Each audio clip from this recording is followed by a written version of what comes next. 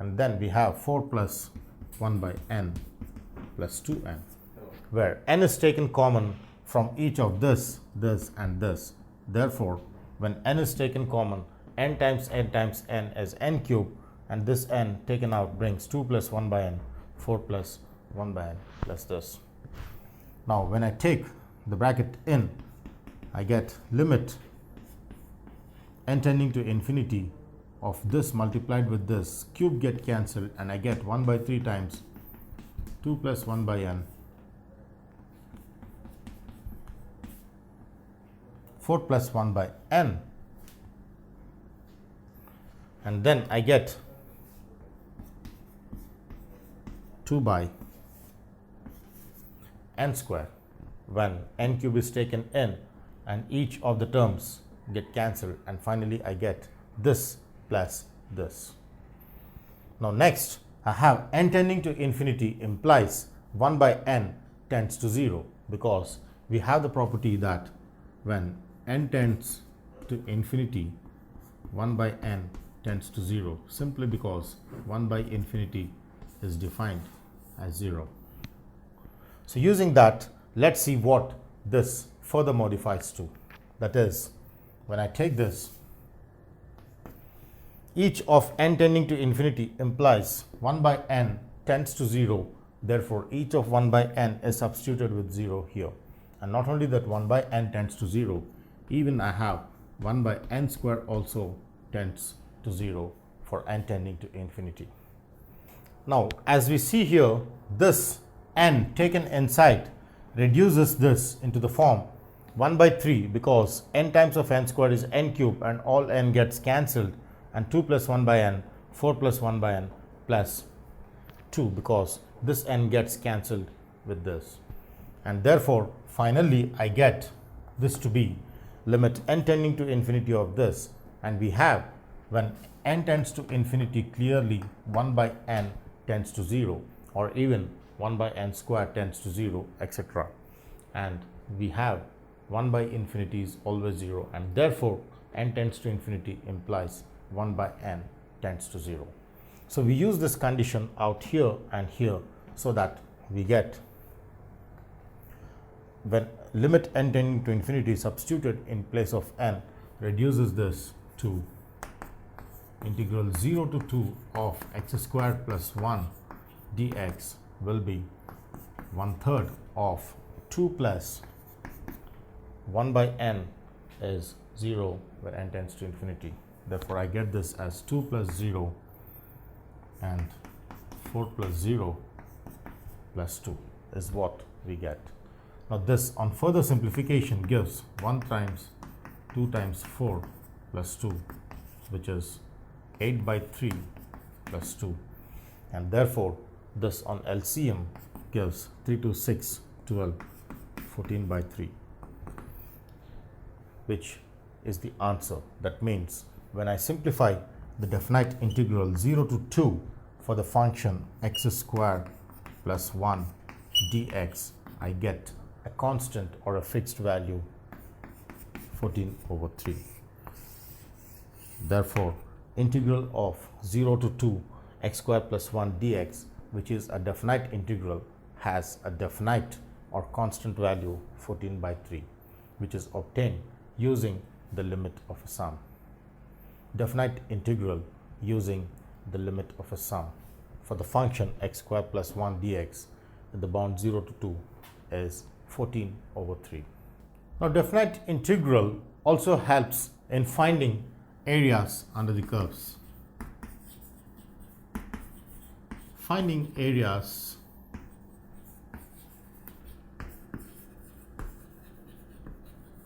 under the curves is done using definite integral.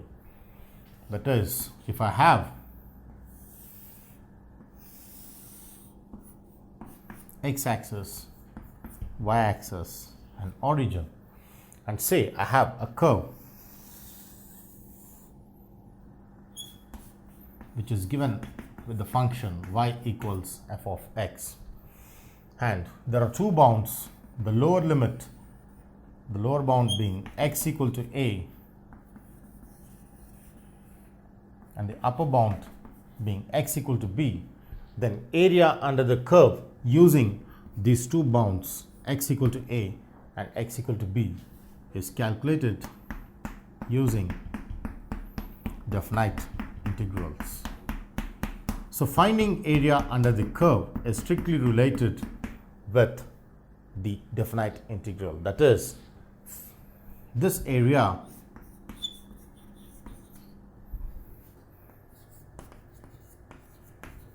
under the curve is nothing but given by the shaded region, this, which is nothing but given by definite integral lower limit a and the upper limit b are the bounds of a and b of the curve, which is f of x dx.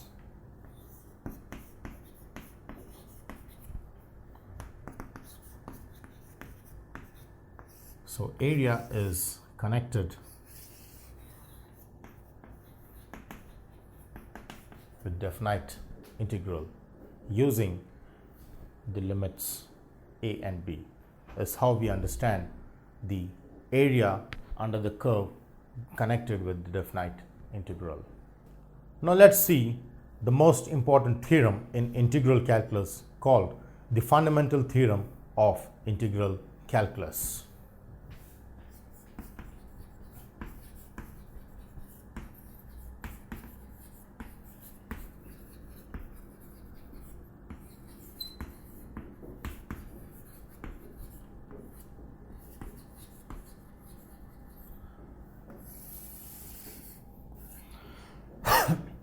Now, what do we mean by fundamental theorem of integral calculus, and which helps a lot in solving many definite integral problems? One of the most significant is solving the definite integral problems using the fundamental theorem of integral calculus. So the fundamental theorem says that if f is integrable in closed interval AB, and if there exists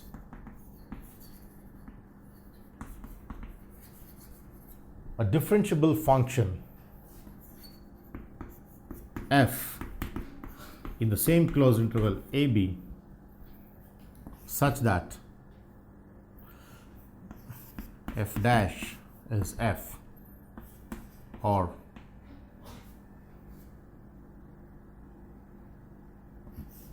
f is called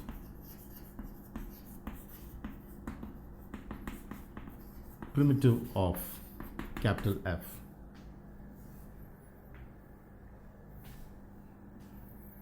Then in this case we say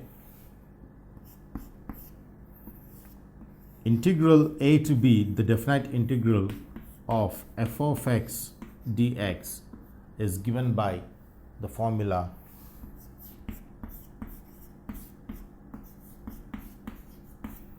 f of b minus f of a.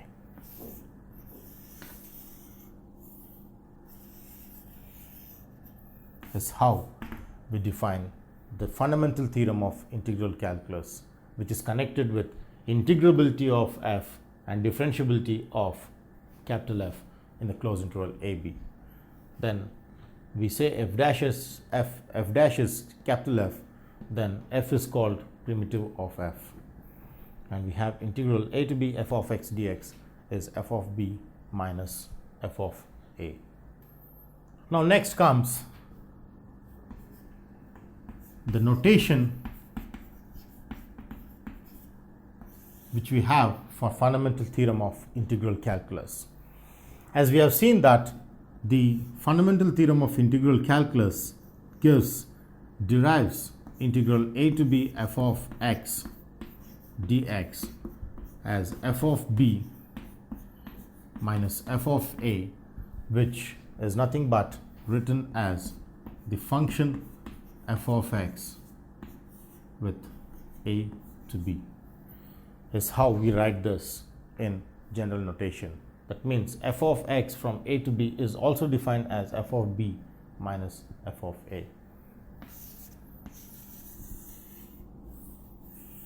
Is what we define using the fundamental theorem of integral calculus with its respective notation.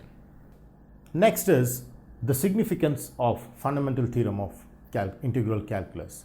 So, in what way is the fundamental theorem of integral calculus useful in the math life? The significance.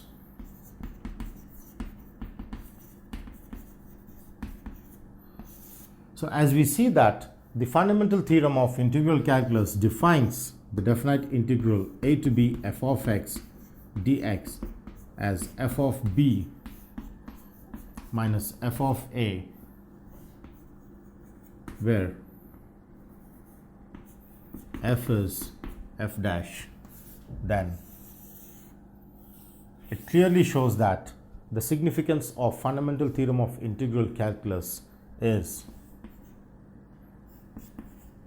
to integrate to find the definite integrals of the functions, to find the definite integral of the bounded functions, of course, is how we find the significance of integral theorem of fundamental theorem of integral calculus, which helps in finding the definite integrals of the functions. Definite integral f of x dx from a to b is found by just finding f of b and f of a and subtracting as f of b minus f of a, where f is small f dash. So, next is the properties. Now that we have defined the definite integral using the fundamental theorem of integral calculus, next comes on the properties using the definite integral.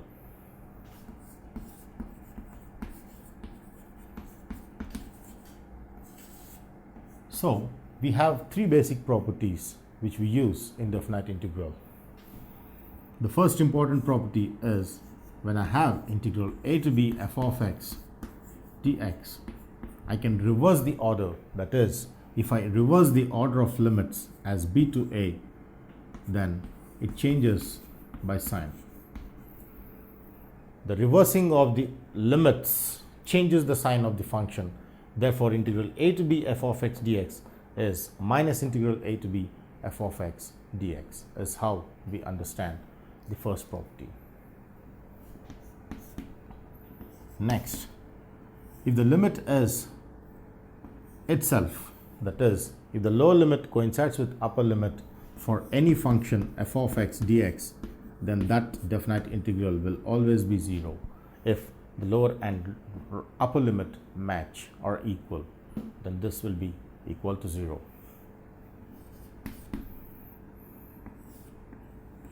Integral a to c of f of x dx will be, if suppose I assume that there is a value b lying between a and c, then I can split this as a to b f of x dx plus integral b to c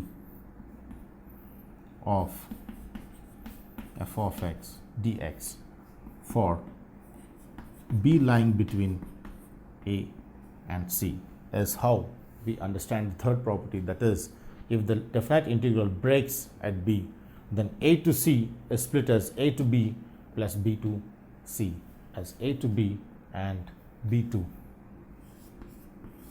c is one of the property in definite integrals. So, these are the three basic properties which we use in definite integral in order to solve few of the problems with their respective properties. Now, let us see some example problems related to the definite integral, which is evaluated using the fundamental theorem of integral calculus. So, the topic is about the related problems.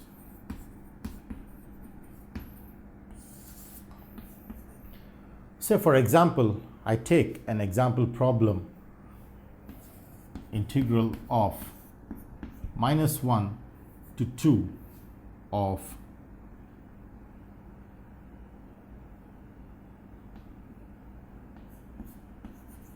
1 by x square minus 3 dx. And then I would like to evaluate this definite integral using the fundamental theorem of integral calculus. So let's see how we can do this. Now, as we know that this kind of problem can easily be done if you are thorough with the indefinite integrals. Assuming the indefinite integrals, we have the only difference being that we have the limits lower and upper limit, but the rest of the integration is as similar as we have done for the indefinite integral. That is, this integral as sum of two terms is split as integral of each of the term minus 1 to 2 of 1 by x squared dx minus 1 to 2 of 3 dx is what we get when we split the terms. Then this can be further reduced as minus 1 to 2 of 1 by x squared, which is x power minus 2, and a constant which comes out, and then I get this. So once we modify, we reduce this into the standard form, because we have the standard formula for integral which say that integral x power n dx is x power n plus 1 by n plus 1, of course, plus c. So here n is minus 2, and therefore I get x power n plus 1 by n plus 1. But because I have limits, I use the notation with brackets, assuming that the limits are from minus 1 to 2. Is how we just write minus 1 to 2 of the integrated function. Similarly, I have this minus 3 integral dx we know as x, but this is bounded with the two limits minus 1 and 2, and therefore I get the brackets with minus 1, 2. Is how we understand the definite integral. The indefinite integral bounded with limits gives me next. This is x power minus 1 by minus 1, that is minus 1 by x, which I get when I simplify this, of minus 1 to 2 minus 3 of x minus 1 to 2 is what we get when we further simplify this. Now, it is our duty to substitute the upper limit first and the lower limit next. Therefore, minus 1 by x of minus 1 to 2 is understood as initially substituting with upper limit minus of lower limit. The first value of x is upper limit, which is substituted here, which gives minus 1 by 2 minus the lower limit, which is minus 1 by x is minus 1. And similarly, 3 times of upper limit, which is substituted here, and then the lower limit next, which is substituted out here. So this is the practice in solving the definite integrals, where upper limit minus lower limit is how we understand. So this on further simplification gives of minus 1 minus 3 to 6 minus 3, and therefore this will be minus 2, 6, 7, 8, 9 minus 10 minus 20 minus 1, which is minus 21 by 2. Therefore, integral minus 1 to 2 of 1 by x squared minus 3 dx is negative 21 over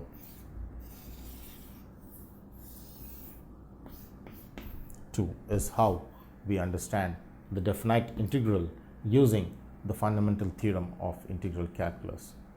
Upper limit minus lower limit, and then we get the answer. Now let's see the properties of definite integral.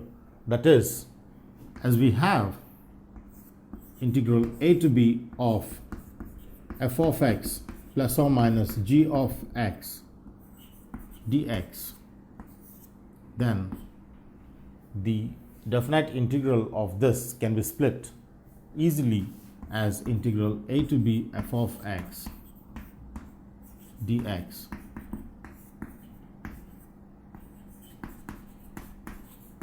So here the linear property holds clearly even for definite integrals, as can be clearly seen out here.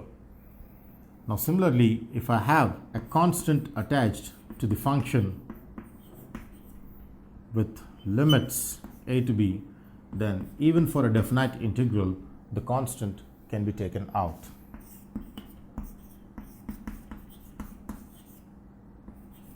That's how we understand the definite integrals. The properties of linear property and scalar multiplication property very much hold even in case of definite integrals.